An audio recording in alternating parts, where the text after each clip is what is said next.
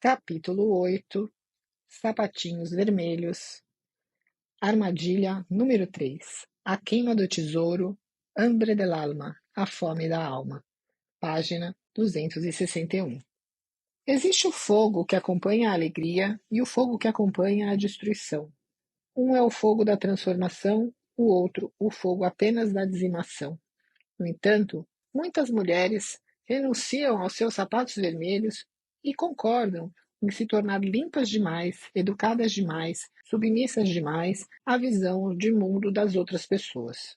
Estamos entregando nossos alegres sapatos vermelhos ao fogo destrutivo, quando digerimos valores, propagandas e filosofias por atacado, incluindo-se aí as de natureza psicológica.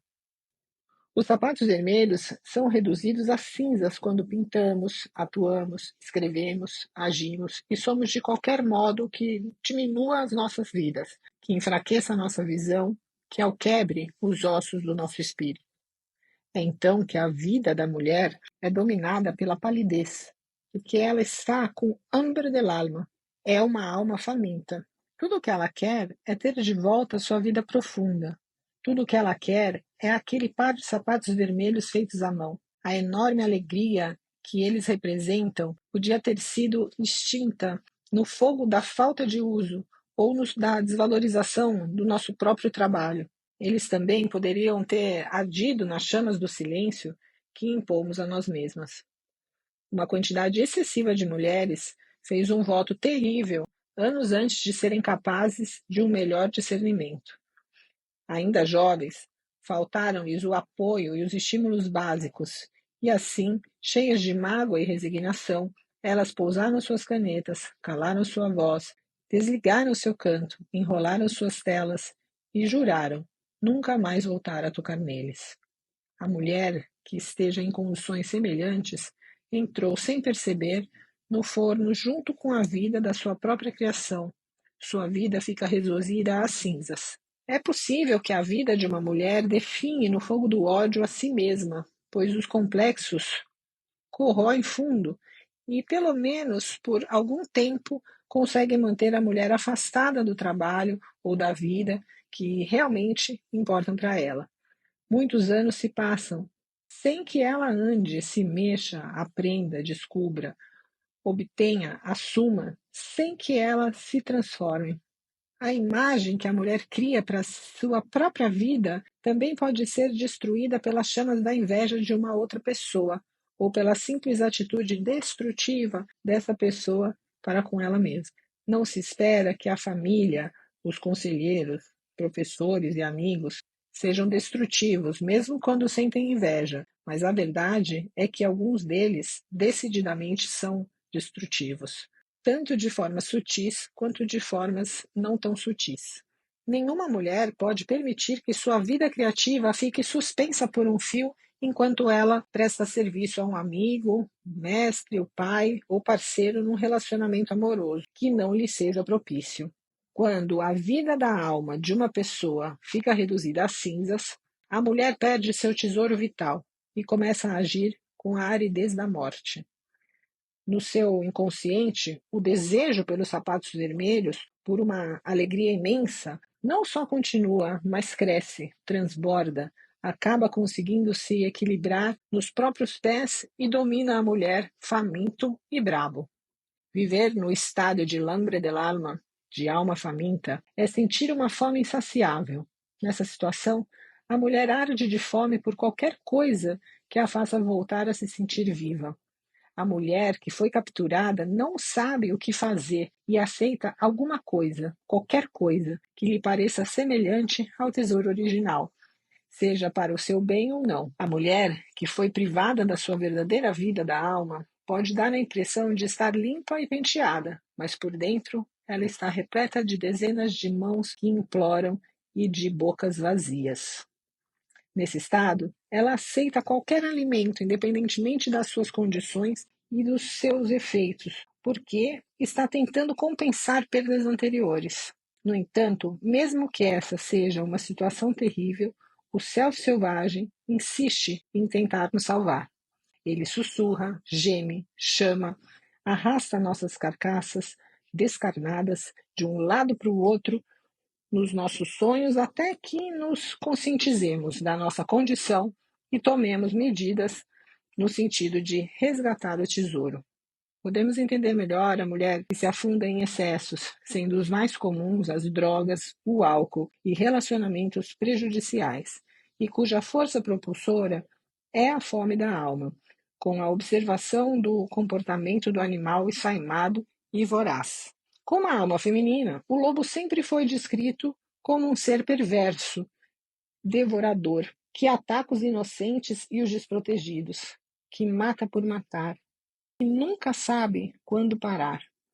Como se pode ver, o lobo tem uma reputação péssima e imerecida, tanto nos contos de fadas quanto na vida real. Na verdade, os lobos são animais sociais dedicados. A matilha, como um todo, é organizada instintivamente, de modo que os lobos saudáveis matem apenas o que for necessário para a sobrevivência. É somente quando algum trauma atinge um lobo isolado, ou a matilha como um todo, que esse padrão normal se relaxa ou se altera. Existem duas circunstâncias nas quais o lobo mata desenfreadamente. Nos dois casos, ele não está bem. Ele pode matar indiscriminadamente quando está doente de raiva ou sinomose, e ele pode também matar indiscriminadamente após um período excessivo de fome.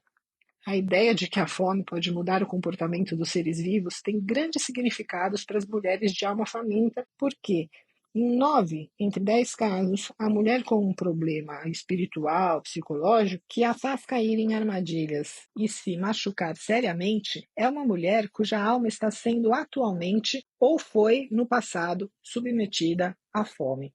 Entre os lobos, a fome ocorre quando há fortes nevascas e é impossível chegar à caça. O cervo e o caribu funcionam como limpa-neves. Os lobos seguem as trilhas que eles abrem na neve alta. No entanto, quando o cervo fica preso por nevascas pesadas, essa limpeza para, e os lobos também ficam sem ter rastros a seguir. A consequência é a fome. Para os lobos, a época mais propícia aos perigos da fome é o inverno. Para a mulher, a fome pode surgir a qualquer hora, vinda de qualquer lugar, até mesmo da sua própria cultura. Para o lobo, a fome geralmente termina na primavera, quando a neve começa a derreter. Depois de passar fome, a matilha pode se entregar a uma matança desenfreada. Seus integrantes não comem a maior parte da caça morta e nem a escondem. Eles simplesmente a abandonam. Matam muito mais do que jamais conseguiriam comer, muito mais do que jamais precisariam.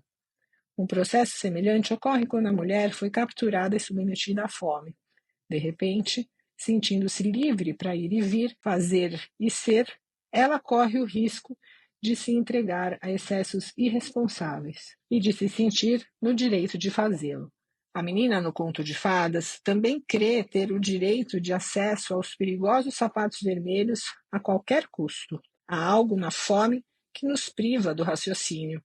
Portanto, quando o tesouro da vida mais profunda da mulher foi reduzido a cinzas, em vez de ter a motivação da expectativa, ela se vê possuída pela voracidade. Se não se permitia, por exemplo, que a mulher esculpisse, ela de repente começa a esculpir dia e noite, perdendo horas de sono, privando de alimento seu corpo inocente, prejudicando a saúde e sabe-se lá mais o quê. Pode ser que ela não consiga ficar acordada nem mais um segundo. Recorre, então, às drogas, pois quem sabe quanto tempo ainda irá continuar livre. Hambre dell'alma também implica a privação dos atributos da alma, a criatividade, a percepção sensorial e outros dons instintivos.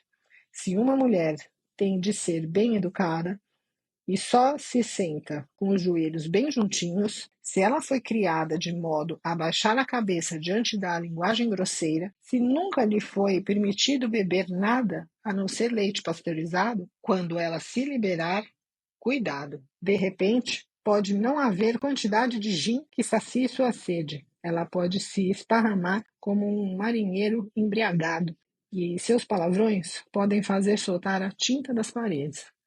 Depois da fome, vem o medo de que um dia desses voltemos a ser capturadas. Por isso, vamos aproveitar enquanto é tempo.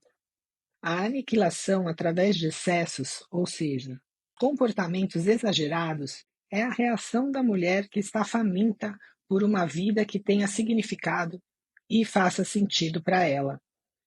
Quando a mulher passou longos períodos sem seus ciclos ou sem suprir suas necessidades criativas, ela começa a se exceder, seja no que for: álcool, drogas, raiva, espiritualidade, opressão generalizada, promiscuidade, gravidezes, estudo, criação, controle, instrução, organização, forma física, comidas pouco saudáveis, para citar apenas algumas áreas em que os excessos são comuns. Quando a mulher age assim, ela está procurando compensar a perda dos ciclos regulares de expressão de si mesma, expressão da alma, da satisfação da alma.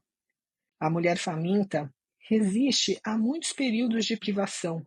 Ela pode planejar escapar e, não obstante, considerar alto demais o preço da fuga, acreditando que ela lhe exigirá muita libido, muita energia.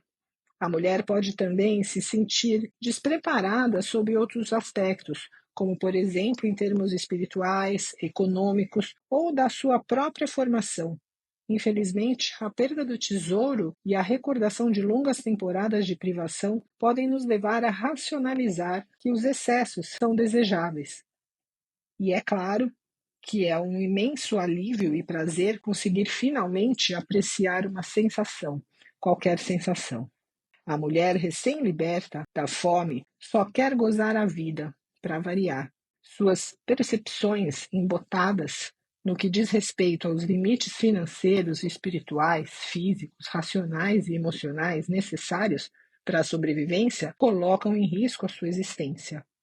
Para ela, há em algum lugar um belo e perigoso par de sapatos vermelhos. Ela os apanhará onde os encontrar. É esse o problema da privação. Se alguma coisa der a impressão de preencher o anseio, a mulher a agarrará, sem fazer perguntas.